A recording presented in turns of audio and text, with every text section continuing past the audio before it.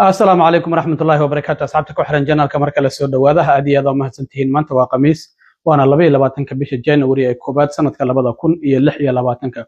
مقال كان وحن ربائنا ندي كل وذاقه وركي هو ورسودا في مغلق جرتا إذا ماذا آيس وهذا اللي أقادي إن أي حقوق اللي كران قريها ذاتك هايستو أمراضا كما دنبيستا أو ريموفال كاو إن ودن كلاغاما سافوريا أرنتاسي waan idin la wadaagayaa sidoo kale maamulka Trump oo guul uga soo hoyatay maxkamadda racfaanka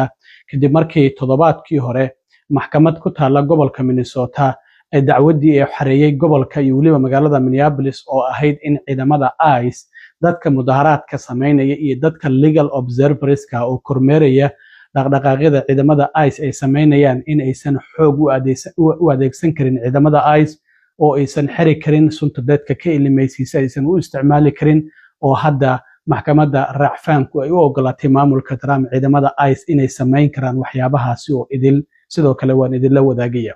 gobolka Maine howlgal ugu magac daray maamulka Trump catch of the day ayay ka bilaabeen waxaana ay sheegeen in ilaa 1400 oo dad sharci darro wadanka ku jooga dambiilayaal isugu jira ay doonayaan in ay ku soo qabtaan haddaba Soomaali fara badan ayaa Lewiston Maine iyo Portland ku nool waxaana sidoo kale eegi doonaa sida ay halkaasi howlgalladu ay uga socdaan balse marka hore soo dhawaada ciidamada ICE waxaan ognahay hadda sanad ayaa ka soo wareegtay markii Trump xilka uu la wareegay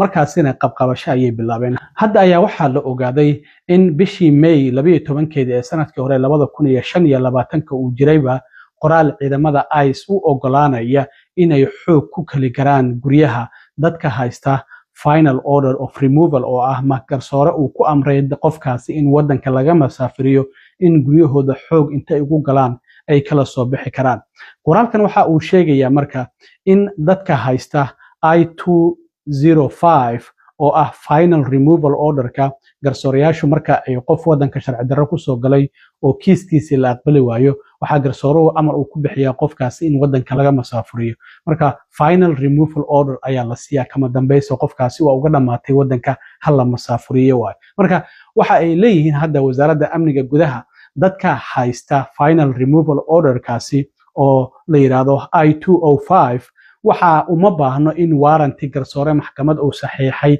ama in loola yimaado administrative warranty wax la yiraahdo ayaa ku filan sidaas darteed dadkaasi guryahooda xoog waan ku gali karnaa isla markaana waan masaafurin karnaa waxa ku qoran qoraalkan oo bishii May 12keedii soo baxay ayaa waxa la wadaagay senator dimuqraadi ah oo Connecticut laga soo doortay oo la yiraahdo Richard Blumenthal laba qof oo ogeyd waraaqahaasi ayaana la wadaagtay marka wax la qarinay ayay ahayd oo dawladdu ay qarinaysay laakiin hadda dad wax ka ogaa ayaa banaanka soo dhigay waxaana sidoo kalena ninka sida ku meel gaarka xilka ugu sii hayo madaxda ICE oo Todd Lyons la yiraahdo la sheegaya in arintaasi uu isagu mas'uul ka ahaa marka waxa qoraalkan ku qoran in ciidamada ICE loo ogol yahay xoog inay ku galaan guryaha dadka haysta administrative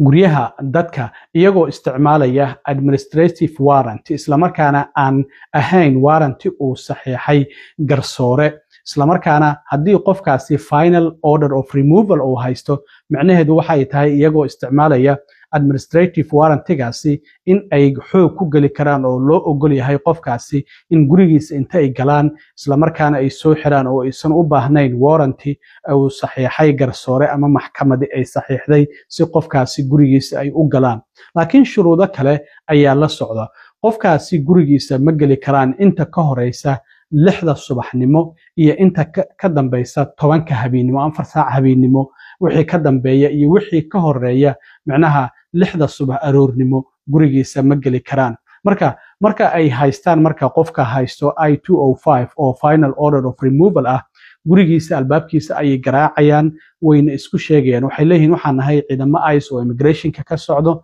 markaas kadib qofka fursad ay u siinayaan inuu u hoggaansamo amarkooda haddii marka uu diido amarkooda talaabooyinka laga maarmaanka ay qaadayaan oo ah inay xoog ku galaan gurigaasi kadibna qofkaasi ay la soo baxaan marka arintaasi waa arin aan horey loo ogeyn oo ilaa iyo sanadkii la soo dhaafay ciidamada ICE ay adeegsanayeen laakiin hadda soo shaac baxday oo ah guryaha ay galayaan oo dadka ay kala soo baxayaan oo muddooyinkii u dambeeyay la arkayay waxa ay leeyihiin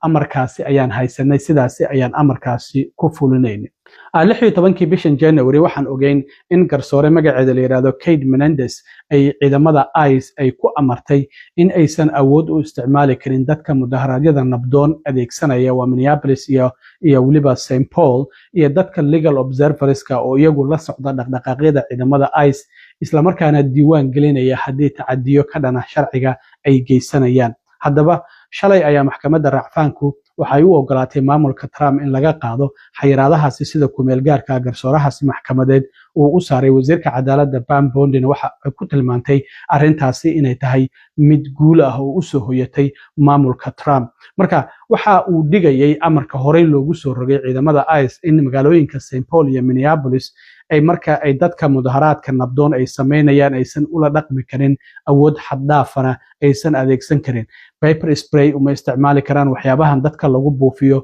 oo kulul oo dadka indhahooda aan u wanaagsanayn sidoo kalena qoryaha kuma taagi karin sidoo kalena ma sameyn karin traffic stop ay hadda waxyaabaha ay sameynayaan waxa kamid ah in ay intay tagaan goobaha shaqada baakinada guryaha ay dadka taargadooda ama number plate-kooda iskaan gareynayaan kadibna waxay ogaanayaan qofka sharciga leh iyo qofka aan sharciga lahayn sidaasi ayay ku dhaqmayeen marka in aysan meelaha marka traffic stopka lightska aysan iskaan gareyn karin dadka number plate-kooda sidaasi darteedna dadka sida nabdoon u mudaharaadaya aysan xoog u adeegsan karin inay ku xiraan haddaba arintaasina maxkamadda racfaanku tallaabadaas amarkaasi waa ay ka qaaday ciidamada ICE hadda marka wixii aad rabtaan ayaa sameyn kartaan ayaa lagu yiri maalinta jimcaha oo biri oo 23 kana mudaharaad weyn oo shaqo aysan jirin oo iskuulada aan la aadaynin ayaa ka jira magaalooyinka Minneapolis iyo St. Paul marka dadweyne aad u fara badan ayaa waxa ay ka mudaharaadi doonaan joogitaanka ciidamada ICE iyagoo dalbanaya in ciidamada ICE ay isaga baxaan guud ahaanba gobolka Minnesota dhinaca kale gobol kale oo dimuqraadi ah oo Maine la yiraahdo oo ku yaala waqooyi bari Mareykanka ayaa ciidamada ICE howlgallo ay ka bilaabeen hadda talaadadii la soo dhaafay howlgalkan waxa ciidanka ICE ay ugu magac dareen Operation Catch of the Day marka waa soo qabashada maalin kasta waa la baxaya wixii la soo qaban karaa la soo qabanaya waay marka Lewiston iyo Portland oo labada magaalo ugu waaweyn gobolkaasi ayaana howlgalkan lagu bartilmaameedsanaya wasaaradda amniga gudaha waxa ay sheegtay inay ku bartilmaameedsanayaan ilaa iyo 1400 oo qof oo ay sheegeen inay dambiilayaal iyo dad wadanka sharci darro ku soo galay ay yihiin hadda labadii maalmood oo la soo dhaafay in ka badan 50 qof ayaan soo qabanay ayay leeyihiin dad ka kala yimid wadamada Suudaan, Guatemala, Ethiopia iyo Suudaan ayaana kamid ah marka meelaha Soomaalidu ay ku badan yihiin waxa kamid ah Lewiston oo ilaa iyo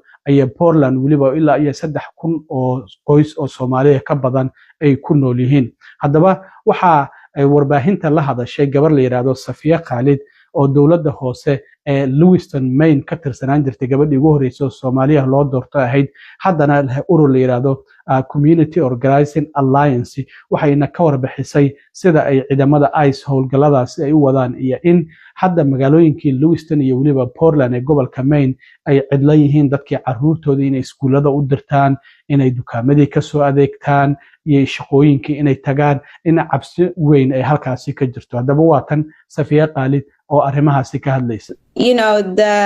the operation name that they are using is really dehumanizing. It is creating fear and intimidation among our communities.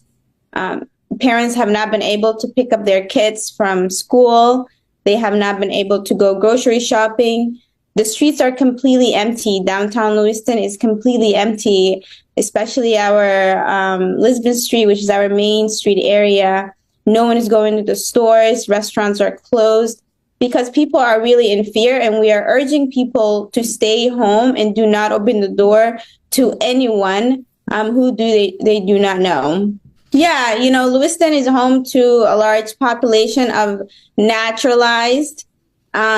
Somali Americans, and you know, like Minneapolis in the Twin Cities, he is targeting Somali Americans, but they're also targeting the larger immigrant population here in the Lewiston urban area and the greater Portland area. aad iyo aad u mahadsantiin asxaabta intaan mar kale kulmi doono waa saaxiibkiin cilmi waaro idin la sida iyo nabadgelyo